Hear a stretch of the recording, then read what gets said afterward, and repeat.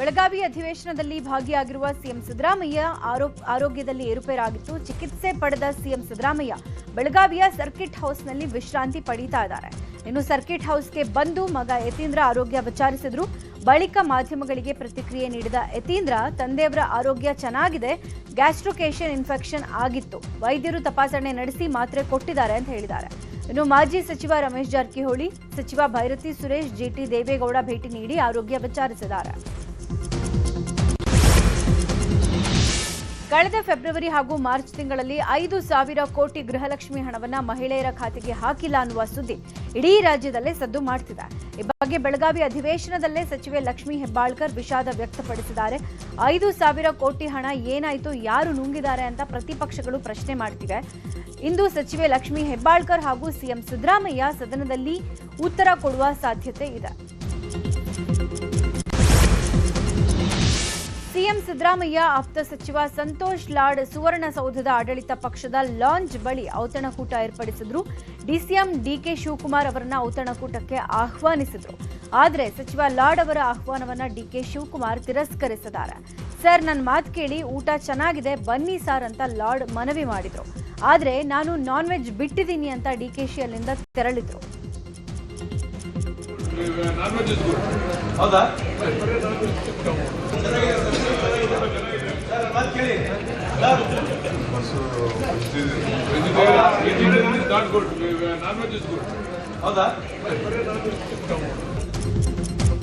ಇನ್ನು ಸಚಿವ Satish Jarkiholi dinner meeting ಆಯೋಜಿಸಿದ್ರು. ಸಿಎಂ ಪುತ್ರ ಯತೀಂದ್ರ ಸಿದ್ದರಾಮಯ್ಯ, ಶಾಸಕರಾದ ಕೆಎನ್ ರಾಜಣ್ಣ, ಗಣೇಶ್ ಹುಕ್ಕೇರಿ, ಬಿಆರ್ ಪಾಟೀಲ್, ಆಸಿಫ್ ಸೇಠ್, ವಿಶ್ವಾಸ ವೈದ್ಯ, ಮಹಂತೇಶ ಕೌಜಲಗಿ, ಚಳ್ಳಕೆರೆ ಶಾಸಕ ರಘುಮೂರ್ತಿ ಸೇರಿದಂತೆ 20ಕ್ಕೂ ಹೆಚ್ಚು ಶಾಸಕರು ಡಿನ್ನರ್ ಪಾರ್ಟಿಯಲ್ಲಿ ಭಾಗಿಯಾಗಿದ್ದರು.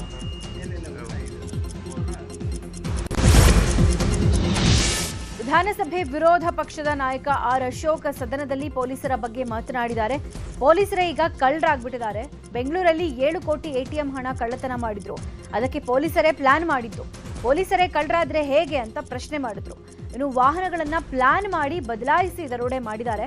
ಪಾಪ ಪರಮೇಶ್ವರ್ ಅವರು 24 ಗಂಟೆಯಲ್ಲಿ ಹಿಡೀರಿ ಅಂದ್ರು. ಇಷ್ಟು ಪ್ಲಾನ್ ಮಾಡಿದ್ರೆ ಹೇಗೆ ಹಿಡಿಯೋಕ್ಕಾಗುತ್ತೆ? ಮಂಗಳೂರಲ್ಲಿ ದರೋಡೆ ಆಯ್ತು. ಸಮರ್ಥ ಪೊಲೀಸರಿಗೆ ಪೋಸ್ಟಿಂಗ್ ಕೊಡಬೇಕು, ಅದು ಬಿಟ್ಟು ಲಂಚಕ್ಕೆ ಟ್ರಾನ್ಸ್ಫರ್ ಮಾಡಿದ್ರೆ ಹೇಗೆ ಅಂತ ಪ್ರಶ್ನೆ ಮಾಡಿದ್ರು.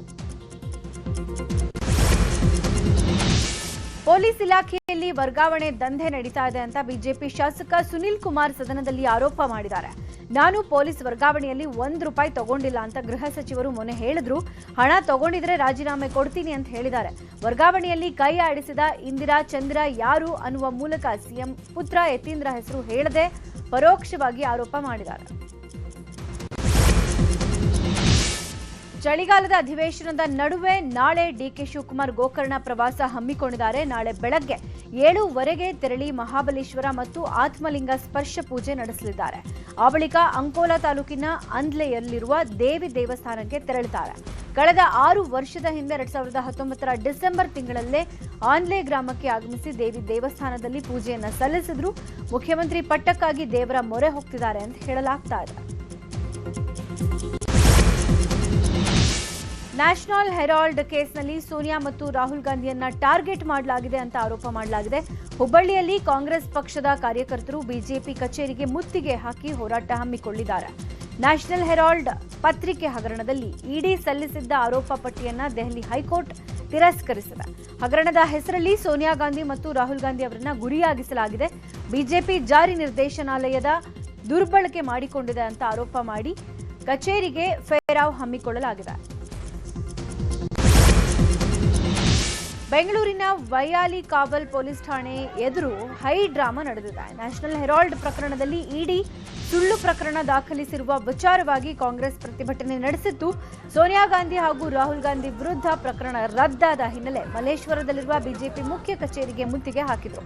ಬಿಜೆಪಿ ಕಚೇರಿಗೆ ಮುತ್ತಿಗೆ ಹಾಕಿದ ಯುವ ಕಾಂಗ್ರೆಸ್ ಕಾರ್ಯಕರ್ತರನ್ನ ಪೊಲೀಸರು ವಶಕ್ಕೆ ಪಡೆದಿದ್ದಾರೆ. ಈ ವೇಳೆ ಠಾಣೆ ಎದುರು ಭಾರೀ ಹೈ ಡ್ರಾಮಾ ನಡೆದಿದೆ. ರೇಣುಕಾಸ್ವಾಮಿ ಕೊಲೆ ಪ್ರಕರಣದಲ್ಲಿ ಜೈಲಲ್ಲಿರುವ ದರ್ಶನ್ ಅಂಡ್ ಟೀಮ್ಗೆ ಸಂಕಷ್ಟ ಎದುರಾಗುವ ಪ್ರಕ್ರಿಯೆ ಆರಂಭ ಆಗಿದೆ. ನಿನ್ನೆ ರೇಣುಕಾಸ್ವಾಮಿ ತಂದೆ ತಾಯಿ ಕೋರ್ಟ್ಗೆ ಹಾಜರಾಗಿದ್ರು. ಬೆಂಗಳೂರಿನ ಸಿಸಿಎಚ್ 57ನೇ ಕೋರ್ಟ್ನಲ್ಲಿ ರೇಣುಕಾಸ್ವಾಮಿ ಹೆತ್ತವರ ಹೇಳಿಕೆಯನ್ನು ದಾಖಲು ಮಾಡಿಕೊಳ್ಳಲಾಗಿದೆ. ಇದಾದ ಬಳಿಕ ಪವಿತ್ರ ಗೌಡ ಪರ ವಕೀಲರು ಕ್ರಾಸ್ ಎಕ್ಸಾಮಿನೇಷನ್ ನಡೆಸ್ತಾ ಇದ್ದಾರೆ. ಇವತ್ತು ಮಧ್ಯಾಹ್ನ 12ಕ್ಕೆ ಮತ್ತೆ ವಿಚಾರಣೆ ನಡೆಯುತ್ತೆ. ನಟ ದರ್ಶನ್ ಬಳಿಕ A1 ಆರೋಪಿ ಪವಿತ್ರ ಗೌಡ ಹಾಗೂ ಟಿವಿ ನೋಡೋ ಭಾಗ್ಯ ಸಿಕ್ಕಿದೆ. ಪವಿತ್ರ ಗೌಡ ಇರುವ ಸೆಲ್ನಲ್ಲಿ ಟಿವಿ ಒದಗಿಸೋಕೆ ಜೈಲಧಿಕಾರಿಗಳಿಗೆ ಕೋರ್ಟ್ ನಿರ್ದೇಶನ ಕೊಟ್ಟಿದೆ. ಇದರ ಜೊತೆಗೆ ದಿನಪತ್ರಿಕೆ ಹಾಗೂ ಗ್ರಂಥಾಲಯ ಪುಸ್ತಕಗಳನ್ನು ಕೂಡ ಒದಗಿಸಬೇಕು ಅಂತ ಕೋರ್ಟ್ ಜೈಲಧಿಕಾರಿಗಳಿಗೆ ಸೂಚನೆ ಕೊಟ್ಟಿದೆ. ಈ ಮೂಲಕ ದರ್ಶನ್ ಬಳಿಕ ಪವಿತ್ರಗೂ ಟಿವಿ ನೋಡೋ ಭಾಗ್ಯ ಸಿಕ್ಕಂತಾಗಿದೆ. ಬೆಂಗಳೂರಲ್ಲಿ ಸಿಯಾಜ್ ಕಾರೊಂದರಿಂದ ಸರಣಿ ಅಪಘಾತ ಆಗಿದೆ. ಬೆಂಗಳೂರಿನ ಸಂಜಯ್ ನಗರದ RMV ಎಕ್ಸ್ಟೆನ್ಷನ್ ಬಳಿ ಇರುವಂತಹ ಪಾದಚಾರಿ ಶೇಖರ ರೆಡ್ಡಿ ಅನ್ನೋರಿಗೆ ಕಾರು ಗುದ್ದಿದ್ದು ಆತ ಸ್ಥಳದಲ್ಲೇ ಮೃತಪಟ್ಟಿದ್ದಾರೆ. ಚಂದ್ರಶೇಖರ ರೆಡ್ಡಿ ಹೈಕೋರ್ಟ್ ವಕೀಲರು ಅಂತ ತಿಳಿದು ಬಂದಿದೆ. ಕಾರ್ ಓಡಿಸ್ತಾ ಇದ್ದ ಯುವಕ ಎಲೆಕ್ಟ್ರಾನಿಕ್ ಸಿಟಿಯಲ್ಲಿ ನೆಲೆಸಿದ್ದ ಧಾರವಾಡ ಮೂಲದ ಶಿಶಿರ್ ಪಾಟೀಲ್ ಅಂತ ಗೊತ್ತಾಗಿದ್ದು ಈತ ಮೊದಲನೇ ಸೆಮಿಸ್ಟರ್ B ವ್ಯಾಸಂಗ ಮಾಡ್ತಾ ಇದ್ದಾನಂತೆ. ಡ್ರಂಕ್ ಅಂಡ್ ಡ್ರೈವ್ ಶಂಕೆ ಮೇಲೆ ತಪಾಸಣೆ ಮಾಡಲಾಗ್ತಾ ಇದೆ. ಇದಾದ ಬಳಿಕ ಸ್ವಲ್ಪ ಮುಂದೆ ಬಂದ ಸಿಯಾಜ್ ಕಾರು ನಿಂತಿದ್ದ ಎರ್ಟಿಗಾ ಕಾರಿಗೆ ಡಿಕ್ಕಿಯಾಗಿದೆ. ಸ್ಥಳೀಯರು ಯುವಕ ಯುವತಿಯರನ್ನ ರಕ್ಷಣೆ ಮಾಡಿ ಆಸ್ಪತ್ರೆಗೆ ದಾಖಲು ಮಾಡಿದ್ದಾರೆ. ಸಂಜಯ್ ನಗರ ಸಂಚಾರ ಪೊಲೀಸ್ ಠಾಣೆಯಲ್ಲಿ ಪ್ರಕರಣ ದಾಖಲಾಗಿದೆ. ಅಪಘಾತಕ್ಕೀಡಾದ ಎರ್ಟಿಗಾ ಕಾರಿನ ಮುಂದೆ ನಿಂತಿದ್ದ ಚಾಲಕ ಮತ್ತು ಸ್ನೇಹಿತರು ಅಪಾಯದಿಂದ ಪಾರಾಗಿದ್ದಾರೆ. ಇನ್ನು ಕಾರಿನಲ್ಲಿದ್ದ ಶಿಶಿರ್ ಪಾಟೀಲ್ ಅನ್ನುವವರ ರಕ್ತ ಪರೀಕ್ಷೆಗೆ ಪೊಲೀಸರು ಮುಂದಾಗಿದ್ದಾರೆ. ಬೆಂಗಳೂರಿನ ಬನಶಂಕರಿಯಲ್ಲಿ ಸರಿಯಾದ ಟೈಮ್ಗೆ ಚಿಕಿತ್ಸೆ ಸಿಗದೆ ನಡು ರಸ್ತೆಯಲ್ಲೇ ಮೃತಪಟ್ಟ ಗಂಡನ ಬಗ್ಗೆ ಪತ್ನಿ ರೂಪಾ ಮಾತನಾಡಿದ್ದಾರೆ. ಜನರು ರಕ್ಷಣೆಗೆ ಬಾರದ ಬಗ್ಗೆ ಇಂಚಿಂಚು ಮಾಹಿತಿ ಬಿಚ್ಚಿಟ್ಟಿದ್ದಾರೆ. ನಾವು ಬೈಕ್ನಲ್ಲಿ ಬಂದಿದ್ದಕ್ಕೆ ಯಾರೂ ರೆಸ್ಪಾನ್ಸ್ ಮಾಡಿಲ್ಲ. ನನ್ನ ಗಂಡ ವೆಂಕಟರಮಣನ್ ಎದೆ ನೋವಿನಲ್ಲೇ ಬೈಕ್ ಓಡಿಸ್ತಾ ಇದ್ರು. ಕದ್ರೇನಹಳ್ಳಿ ಬಳಿ ಗಾಡಿ ಕಂಟ್ರೋಲ್ ತಪ್ಪಿ ಕೆಳಗೆ ಬಿದ್ರು. ನಾನು ಸಹಾಯ ಮಾಡಿ ಅಂತ ಜನರನ್ನ ಬೇಡಿಕೊಂಡ್ರು. 10-15 ನಿಮಿಷ ಒದ್ದಾಡಿದ್ರು ಕೂಡ ಯಾರೂ ಸಹಾಯಕ್ಕೆ ಬರಲೇ ಇಲ್ಲ. ನಮ್ಮ ಅಕ್ಕ ಕಾರಿಗೆ ಅಡ್ಡ ನಿಂತಿದ್ದಕ್ಕೆ ಒಬ್ರು ನಿಲ್ಲಿಸಿ ಕರೆದೊಯ್ದ್ರು ಅಂತ ಗಂಡನ ಸಾವಿನ ಕ್ಷಣದ ನೋವನ್ನ ಬಿಚ್ಚಿಟ್ಟಿದ್ದಾರೆ. ಕೊಪ್ಪಳದ ಇಂದರಗಿ ಬಳಿ ಬೈಕ್ಗೆ ಬುಲೆರೋ ಡಿಕ್ಕಿಯಾಗಿದ್ದು 3 ಯುವಕರು ಸಾವನ್ನಪ್ಪಿದ್ದಾರೆ. ಹೊಸಹಳ್ಳಿ ನಿವಾಸಿ ವಾಜಿದ್, ರಾಜಾ ಹುಸೇನ್, ಗಂಗಾವತಿ ತಾಲೂಕಿನ ಶ್ರೀರಾಮನಗರ ನಿವಾಸಿ ಆಸಿಫ್ ಸಾವನ್ನಪ್ಪಿದ್ದಾರೆ. ರಾಮನಗರದಿಂದ ಹೊಸಹಳ್ಳಿಗೆ ಬರುವಾಗ ಅಪಘಾತ ಸಂಭವಿಸಿದೆ. ಕೋಲಾರ ಜಿಲ್ಲೆ ಮಾಲೂರಿನ ಮಾಸ್ತಿ ಗ್ರಾಮದಲ್ಲಿ ದರ್ಗಾದಲ್ಲಿ ಪೂಜೆ ಸಲ್ಲಿಸುವ ವಿಚಾರಕ್ಕೆ ಗಲಾಟೆ ನಡೆದಿದೆ. ಮನೆಗೆ ನುಗ್ಗಿ 15 ಜನರು ದರ್ಗಾ ಪೂಜಾರಿಗೆ ಮನಸೋ ಇಚ್ಛೆ ಹಲ್ಲೆ ಮಾಡಿದ್ದಾರೆ. ಸೈಯದ್ ರಸೂಲ್ ಅನ್ನುವವರ ಮೇಲೆ ಗುಂಪು ಹಲ್ಲೆ ನಡೆಸಿದ್ದು, ಹಲ್ಲೆ ಮಾಡಿರುವ ದೃಶ್ಯಗಳು ಸಿಸಿಟಿವಿಯಲ್ಲಿ ಸೆರೆಯಾಗಿದೆ. ಖಾಸಗಿ ಶಾಲಾ ಬಸ್ ಚಾಲಕನ ನಿರ್ಲಕ್ಷ್ಯಕ್ಕೆ ಮಗು ಸಾವನ್ನಪ್ಪಿರುವ ಘಟನೆ ಗದಗ ಜಿಲ್ಲೆ ಲಕ್ಷ್ಮೇಶ್ವರ ತಾಲೂಕಿನ ದೊಡ್ಡೂರು ಗ್ರಾಮದಲ್ಲಿ ನಡೆದಿದೆ. ಪ್ರಥಮ್ ಅರುಣ್ ಲಮಾಣಿ ಎಂಬ 4 ವರ್ಷದ ಪುಟ್ಟ ಮಗು ಮೃತಪಟ್ಟಿದೆ. ಸ್ಕೂಲ್ ಬಸ್ನ ಹಿಂದಿನ ಬಾಗಿಲಿನಿಂದ ಬಿದ್ದ ಮಗು ಸ್ಥಳದಲ್ಲೇ ಸಾವನ್ನಪ್ಪಿದೆ. ಮಗು ಸಾವನ್ನಪ್ಪುತ್ತಿದ್ದಂತೆ ಚಾಲಕ ಹಾಗೂ ಸಿಬ್ಬಂದಿ ಪರಾರಿಯಾಗಿದ್ದಾರೆ. ಶಾಲಾ ಬಸ್ ಚಾಲಕ ಹಾಗೂ ಶಾಲಾ ಆಡಳಿತ ಮಂಡಳಿ ವಿರುದ್ಧ ಪೋಷಕರು ಆಕ್ರೋಶ ವ್ಯಕ್ತಪಡಿಸಿದ್ದಾರೆ.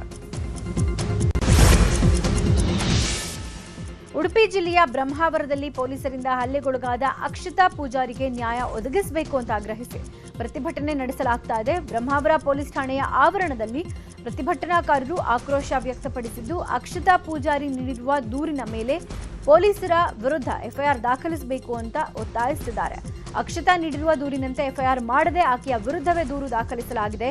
ಅಕ್ಷತಾಗೆ ನ್ಯಾಯ ಸಿಗೋವರೆಗೂ ಹೋರಾಟ ನಡೆಯುತ್ತೆ ಅಂತ ಎಚ್ಚರಿಕೆ ಕೊಟ್ಟಿದ್ದಾರೆ. ಮನವೊಲಿಕೆಗೆ ಬಗೆದಿದ್ದಾಗ ಸ್ಥಳಕ್ಕೆ ಆಗಮಿಸಿದ ಎಸ್ಪಿ ಎಫ್ಐಆರ್ ಮಾಡುವ ಭರವಸೆ ಕೊಟ್ಟಿದ್ದಾರೆ. ಕೊಪ್ಪಳದಲ್ಲಿ ಉಪಲೋಕಾಯುಕ್ತ ನ್ಯಾಯಮೂರ್ತಿ ಬಿ ವೀರಪ್ಪ ದಾಳಿ ಮಾಡಿದ ಬಳಿಕ 24 ಕೇಸ್ ದಾಖಲು ಮಾಡಿಕೊಳ್ಳಲಾಗಿದೆ. ಅಕ್ಟೋಬರ್ 29, 30 ಹಾಗೂ 31ರಂದು ಉಪಲೋಕಾಯುಕ್ತ ನ್ಯಾಯಮೂರ್ತಿ ಕೊಪ್ಪಳ ಜಿಲ್ಲಾ ಪ್ರವಾಸ ಮಾಡಿದರು. ವಿವಿಧ ಇಲಾಖೆಗಳಲ್ಲಿ ಪರಿಶೀಲನೆ ನಡೆಸಿದ್ರು. ಇದೀಗ ಭೇಟಿ ವೇಳೆ ಲೋಪದೋಷಗಳು ಕಂಡುಬಂದ ಹಿನ್ನೆಲೆ 24 ಸ್ವಯಂ ಪ್ರೇರಿತ ದೂರು ದಾಖಲಿಸಿಕೊಂಡಿದ್ದಾರೆ. ಧರ್ಮಸ್ಥಳದಲ್ಲಿ ಶವಗಳನ್ನು ಹೂತಿಟ್ಟ ಆರೋಪ ಪ್ರಕರಣದಲ್ಲಿ ಬಂಧಿತನಾಗಿದ್ದ ಮಾಸ್ಕ್ ಮ್ಯಾನ್ ಚಿನ್ನಯ್ಯನಿಗೆ ಕೊನೆಗೂ ಬಿಡುಗಡೆ ಭಾಗ್ಯ ಸಿಕ್ಕಿದೆ. ಶಿವಮೊಗ್ಗ ಜೈಲಿನಲ್ಲಿರುವ ಆರೋಪಿ ಚಿನ್ನಯ್ಯನಿಗೆ ನವೆಂಬರ್ 24ರಂದು ದಕ್ಷಿಣ ಕನ್ನಡ ಜಿಲ್ಲಾ ಕೋರ್ಟ್ 12 ಷರತ್ತುಗಳೊಂದಿಗೆ ಜಾಮೀನು ಮಂಜೂರು ಮಾಡಿತ್ತು. ಬಾಂಡ್ ಮತ್ತು ಇಬ್ಬರ ಜಾಮೀನುದಾರರ ಕೊರತೆಯಿಂದ 23 ದಿನಗಳಿಂದ ಬಿಡುಗಡೆಯಾಗದೆ ಚಿನ್ನಯ್ಯ ಜೈಲಲ್ಲೇ ಇದ್ದ. ಇದೀಗ 1 ಲಕ್ಷದ ಬಾಂಡ್ ಇಬ್ಬರು ಜಾಮೀನುದಾರರು ನೀಡಿದ್ದಾರೆ. ನಿನ್ನೆ ಜೈಲಿಗೆ ಆದೇಶ ಪ್ರತಿ ತಲುಪುವುದು ತಡವಾದ ಕಾರಣ ಇವತ್ತು ಬಿಡುಗಡೆ ಆಗಲಿದ್ದಾರೆ. ಚಿತ್ರದುರ್ಗದಲ್ಲಿ ಬೆಸ್ಕಾಂ ಅಧಿಕಾರಿಗಳು ಲಂಚಕ್ಕೆ ಬೇಡಿಕೆ ಇಟ್ಟ ಆರೋಪ ಕೇಳಿಬಂದಿದೆ. ಟಿಸಿ ಸಂಪರ್ಕ ಕೊಡೋಕೆ ರೈತನಿಗೆ ಲಂಚಕ್ಕೆ ಬೇಡಿಕೆ ಇಟ್ಟ ಆರೋಪ ಕೇಳಿಬಂದಿರೋದು. ಬೆಸ್ಕಾಂ ಅಧಿಕಾರಿಗಳ ಲಂಚಾವತಾರ ಖಂಡಿಸಿ ರೈತ ವಿಷ ಕುಡಿದು ಆತ್ಮಹತ್ಯೆಗೆ ಯತ್ನ ಮಾಡಿದ್ದಾರೆ. ಬಸವರಾಜಪ್ಪನನ್ನ ಕುಟುಂಬಸ್ಥರು ಜಿಲ್ಲಾಸ್ಪತ್ರೆಗೆ ದಾಖಲಿಸಿದ್ದು, ಇನ್ನು ಎಸ್ಒ ಹಾಗೂ ಎಇಇ ವಿರುದ್ಧ ರೈತ ಬಸವರಾಜಪ್ಪ ಗಂಭೀರ ಆರೋಪ ಮಾಡಿದ್ದು, ಚಿಕ್ಕಪುರ ಗೊಲ್ಲರಹಟ್ಟಿ ಗ್ರಾಮದಲ್ಲಿ ವಿಷ ಕುಡಿದು ಆತ್ಮಹತ್ಯೆಗೆ ಯತ್ನಿಸಿದ್ರು. ವಲಸೆ ಬಂದ ಸೀಗಲ್ ಹಕ್ಕಿಯಲ್ಲಿ ಚೀನಾದ ಜಿಪಿಎಸ್ ಟ್ರ್ಯಾಕರ್ ಪತ್ತೆಯಾಗಿದೆ. ಉತ್ತರ ಕನ್ನಡ ಜಿಲ್ಲೆ ಕಾರವಾರದ ತಿಮ್ಮಕ್ಕ ಗಾರ್ಡನ್ ಹಿಂಭಾಗದಲ್ಲಿ ಸೀಗಲ್ ಹಕ್ಕಿ ಪತ್ತೆಯಾಗಿದ್ದು, ಹಕ್ಕಿಯ ಬೆನ್ನಲ್ಲಿ ಜಿಪಿಎಸ್ ಟ್ರ್ಯಾಕರ್ ಒಂದು ಪತ್ತೆಯಾಗಿದೆ.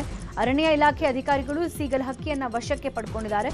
ಇನ್ನು ಮೇಲ್ನೋಟಕ್ಕೆ ಸೀಗಲ್ ಹಕ್ಕಿಗಳ ಚಲನ ವಲನ, ಆಹಾರ ಪದ್ಧತಿ ಹಾಗೂ ವಲಸೆ ಸಮೀಕ್ಷೆಗೆ ಅಳವಡಿಸಿರುವ ಈ ಟ್ರ್ಯಾಕರ್ ಅಳವಡಿಸಲಾಗಿದೆ ಅಂತ ಹೇಳಲಾಗ್ತಾ ಇದೆ. ಅಧಿಕಾರಿಗಳು ತನಿಖೆ ನಡೆಸ್ತಾ ಇದ್ದು, ಟ್ರ್ಯಾಕರ್ ಪತ್ತೆಯಾದ ಮೇಲೆ ಚೀನಾದ ಅಕಾಡೆಮಿಯನ್ನ ಸಂಪರ್ಕಿಸ್ತಾ ಇದೆ. ಸದ್ಯ ಸೀಗಲ್ ಹಕ್ಕಿಯನ್ನ ಅರಣ್ಯ ಇಲಾಖೆ ತನ್ನ ಸುಪರ್ದಿಗೆ ಪಡೆದುಕೊಂಡಿದೆ.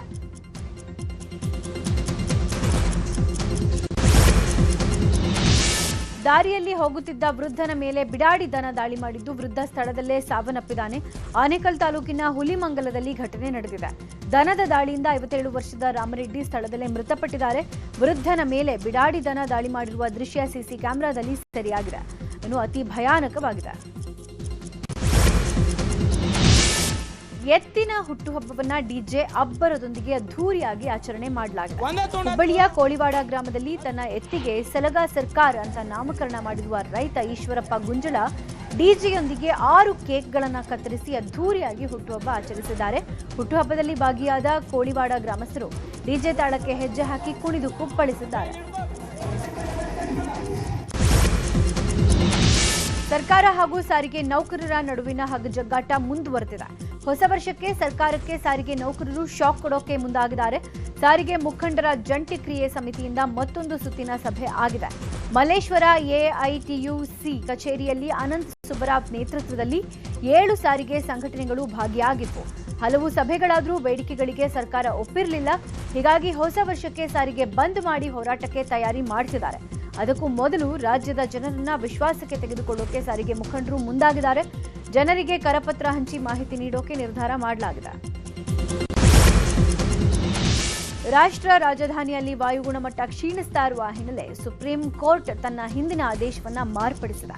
ನೂತನ ಆದೇಶದ ಪ್ರಕಾರ ಇನ್ನು ಮುಂದೆ ದೆಹಲಿಯಲ್ಲಿ BS4 ಮತ್ತು ಮೇಲ್ಮಟ್ಟ ವಾಹನಗಳಿಗೆ ಮಾತ್ರ ದೆಹಲಿ ಪ್ರವೇಶಕ್ಕೆ ಅವಕಾಶ ಕಲ್ಪಿಸಲಾಗಿದೆ. ಇದರಿಂದಾಗಿ ದೆಹಲಿ NCR ಅಧಿಕಾರಿಗಳಿಗೆ BS4 ಮಾನದಂಡಗಳಿಗಿಂತ ಕಡಿಮೆ ಇರುವ ವಾಹನಗಳ ವಿರುದ್ಧ ಕ್ರಮ ಕೈಗೊಳ್ಳೋಕೆ ಅವಕಾಶ ಕೊಡಲಾಗಿದೆ.